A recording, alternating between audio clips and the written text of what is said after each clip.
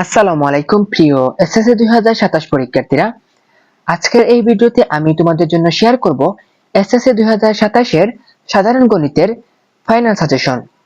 এই সাজেশনটি এমনভাবে তৈরি করা হয়েছে যাতে কম সময়ে গুরুত্বপূর্ণ অধ্যায়গুলো পড়ে পরীক্ষায় ভালো প্রস্তুতি নেওয়া যায়। তাই ভিডিওটি শেষ পর্যন্ত অবশ্যই মনোযোগ দিয়ে দেখবে। প্রথমেই দেখে নেই তোমাদের পরীক্ষার মানবন্টন। তোমাদের সৃজনশীল প্রশ্ন থাকবে 50 নম্বরের, সংক্ষিপ্ত প্রশ্ন থাকবে 20 নম্বরের এবং বহু নির্বাচনী বা এমসিকিউ প্রশ্ন থাকবে 30 নম্বরের। অর্থাৎ সর্বমোট 100 নম্বরের পরীক্ষা হবে। এবার দেখে নেই পুরো সিলেবাসে কোন কোন অধ্যায় রয়েছে। তোমাদের প্রথম অধ্যায় হচ্ছে বাস্তব সংখ্যা, এরপরে সেট ফাংশন, এরপরে বীজগণিতিক রাশি, এরপরে সূচক ও লগারিদম, তারপর হচ্ছে এক চলক বিশিষ্ট সমীকরণ, এরপরে রেখা, কোণ ও ত্রিভুজ, তারপর সপ্তম অধ্যায় হচ্ছে ব্যবহারিক জ্যামিতি, অষ্টম অধ্যায় হচ্ছে বৃত্ত এবং নবম অধ্যায় হচ্ছে ত্রিকোণমিতিক অনুপাত। তারপর রয়েছে দূরত্ব ও উচ্চতা, এরপরে বীজগণিতিক অনুপাত ও সমানুপাত, এরপরে দুই চলক বিশিষ্ট সরল সমীকরণ, তারপর সসীম ধারা, তারপর অনুপাত, সদৃশ্যতা ও প্রতিসাম্যতা, এরপরে ক্ষেত্রফল সম্পর্কিত উপপাদ্য ও সম্পাদ্য, তারপর হচ্ছে পরিমিতি এবং সবার শেষে রয়েছে পরিসংখ্যান। এই সব অধ্যায়গুলো তোমাদের সিলেবাসে রয়েছে।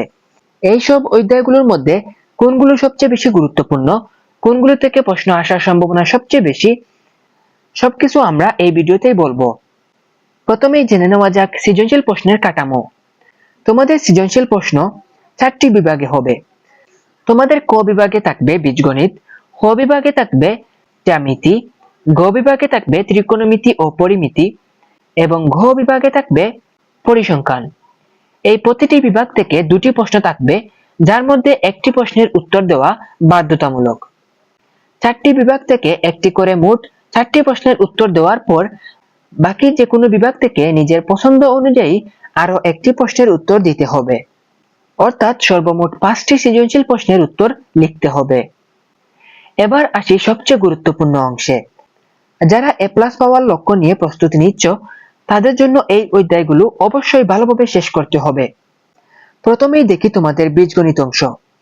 এই অংশ থেকে প্রথমেই রয়েছে সেট ফাংশন, এরপরে বীজগণিতিক রাশি, এরপরে সূচক ও লগারিদম, তারপর বীজগণিতিক অনুপাত ও সমানুপাত এবং সসীম ধারা।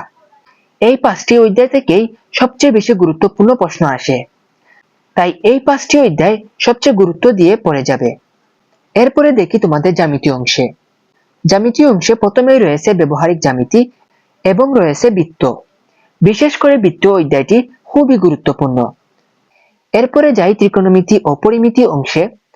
এখানে প্রথমেই রয়েছে ত্রিকোণমিতিক অনুপাত, এরপরে দূরত্ব ও উচ্চতা এবং পরিমিতি। দূরত্ব ও উচ্চতা এই অধ্যায়টি তেমন গুরুত্বপূর্ণ ছিল না, কিন্তু তোমাদের ফুল সিলেবাস হওয়ায় এই অধ্যায়টিও গুরুত্বপূর্ণ হয়ে গেছে। অর্থাৎ এই 3টি অধ্যায় অবশ্যই ভালোভাবে প্রস্তুত করবে। এরপরে আসি তোমাদের পরিসংখ্যান অংশে। পরিসংখ্যান অধ্যায়টি ভালোভাবে প্রস্তুতি করবে। এটি তুলনামূলক সহজ এবং এখান থেকে ভালো নম্বর তোলা সম্ভব। এই অধ্যায়গুলো তোমরা খুব গুরুত্ব সহকারে পড়বে। এবার দেখে নেই তুলনামূলক কম গুরুত্বপূর্ণ অধ্যায়গুলো। এগুলোর মধ্যে রয়েছে বাস্তব সংখ্যা, এক চলক বিশিষ্ট সমীকরণ, রেখা, কোণ ও ত্রিভুজ, দুই চলক বিশিষ্ট সরল সহ সমীকরণ, অনুপাত, সদৃশ্যতা ও প্রতিসাম্যতা এবং ক্ষেত্রফল সম্পর্কিত উপপাদ্য ও সম্পাদ্য। এই অধ্যায়গুলো তুলনামূলক কম গুরুত্বপূর্ণ, তবে মনে রাখতে হবে কম গুরুত্বপূর্ণ মানে একেবারে বাদ দেওয়ার নয়। সময় থাকলে অবশ্যই এই অধ্যায়গুলো পড়ে যাবে, কিন্তু যাদের হাতে সময় খুবই অল্প এবং যারা তুলনামূলক দুর্বল স্টুডেন্ট, তোমরা এই অধ্যায়গুলো বাদ দিতে পারো। কিন্তু আমি বলবো যারা মোটামুটি ভালো স্টুডেন্ট, তারা অবশ্যই সবগুলো অধ্যায় একবার হলেও ভালোভাবে পড়ে যাবে। তো এই ছিল আজকের সাধারণ গণিত সাজেশন। আশা করি আজকের এসএসসি 2027 এর সাধারণ গণিত ফাইনাল সাজেশন তোমাদের অনেক উপকারে আসবে।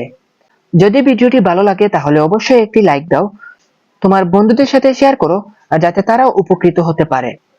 আর শিক্ষামূলক এমন আরো গুরুত্বপূর্ণ ভিডিও পেতে প্রজ্ঞা এডু এর ইউটিউব চ্যানেল এবং ফেসবুক পেজটিকে অবশ্যই সাবস্ক্রাইব ও ফলো করে রাখবে। সবাইকে অসংখ্য ধন্যবাদ জানিয়ে আজকের ভিডিওটি এখানেই শেষ করছি। সবাই ভালো থাকো। আল্লাহ হাফেজ।